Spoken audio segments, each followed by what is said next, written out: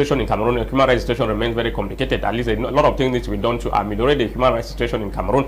Because if we keep on hearing that after giving the report, the government remains silent, means that they are not doing anything. Amadou Tante, is it not some kind of can we not say that the international communities, those are concerned, UN, EU, other blocs, they have abandoned Cameroon because probably they are not mounting enough pressure on government to address the root causes of the problem. Like we're talking about, dialogue. Every day you keep hearing people talking about dialogue.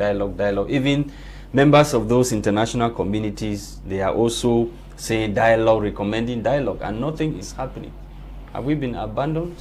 Well, I think there are some reports we have seen on media so recently talking about the abandoned conflicts in the world. I think the one in North and South region was one of the conflicts that said to have been abandoned by the international community, because it is true that sometimes we hear international community on different press releases or different outings saying that the situation in Cameroon is not the best, in the Anglophone region is not the best, that something needs to be done. They keep condemning without doing anything concrete. I think that they have to go far beyond that level of condemning this issue. There are some certain things that the international community need to do in order to pressurize the government of Cameroon to embrace a peaceful means of ending this conflict, because we are all aware that the military option taken by the government of Cameroon to address this issue has failed completely. If Cameroonians are not willing, would the international community come and sit in place of Cameroonians who solve? No, how can you say Cameroonians are not willing? The government have not come out genuinely to call the Anglophones on the dialogue table for them to look for a solution to the problem. But there was one in Yaoundé now. That one was what they call a monologue, because we are all aware that that was only the government of Cameroon. Switzerland. The issue in Canada and Switzerland was the government refused, because the government knew that it was going to be a genuine way of looking for solution to the problem of Anglophones. Since maybe the government is a bad faith and doesn't want the conflict to come to an end, they refused to embrace the Canadian initiative or the initiative in Switzerland. Since maybe they don't want the conflict to come to an end, at least the government need to do something positive.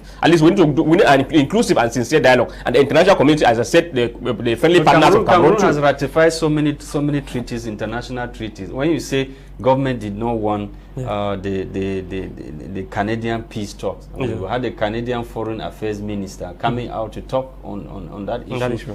Does it mean that the government of Cameroon is disregarding some of those international treaties she has ratified by not wanting to collaborate with the international communities? Of course, that is what is happening, because first of all, bear with me that even in the North and South region, the defense and security forces that are fighting, they are not first of all respecting the international engagement that they are supposed to respect in times of war. They are not respecting, and the little is being done by the government to punish them. Because normally the human rights issue violations are going on the ground by the defense and security forces, as well as the armed separatists. The perpetrators are supposed to be arrested and prosecuted. But as we read here on one of the newspapers, we are all aware that most of the victims or their families have been grossly denied justice by the government of Cameroon. Because they keep saying that justice delayed is justice denied. It's very obvious, and we have so many of them, like the case of Gambo and many other such cases that the victims and the families have been denied justice by the government of Cameroon. I don't know why, but we keep telling the government of Cameroon that it's very, very important for us to look into this situation, make sure that we protect the civilians on the ground, make sure that the victims and the families are everything is being done to make sure that they secure them and all the like. Okay. Alors, je pense que le temps est venu pour faire la transition sur une autre actualité, et bien sûr avec l'affaire Martinez-Zogo. Eh bien, Monsieur Dutio Laurent, vous êtes journaliste. Alors, on est quitté des inculpations selon lesquelles complicité de torture au chef d'accusation, complicité d'assassinat et assassinat.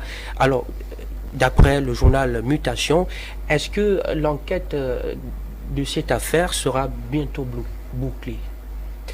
Oui, disons que lorsque je parcours un peu la une de ces journaux qui ont titré sur l'affaire Martinez-Zogo, je me rends compte qu'au fur et à mesure que le temps passe, il y a des nouvelles requalifications des faits, telles que le commissaire du gouvernement l'a fait savoir au juge d'instruction du tribunal militaire. Ça veut donc dire que quand une situation comme celle-là s'est produite, du coup, il y a toujours des nouvelles révélations qui se font tous les jours, il y a toujours des nouvelles déclarations, des auditions qui se suivent tous les jours.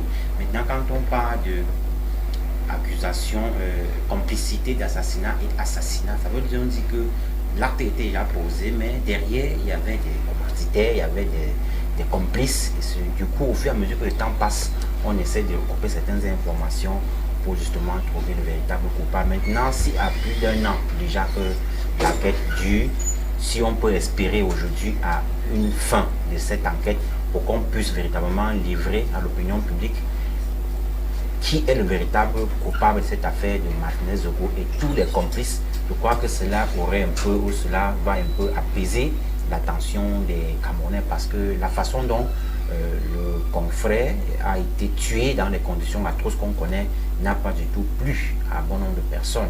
Même si on n'est pas journaliste, tous ceux qui ne sont pas journalistes, animateurs, ont quand même compati à ce qui s'est arrivé à Martinez-Zogo. Du coup, on croit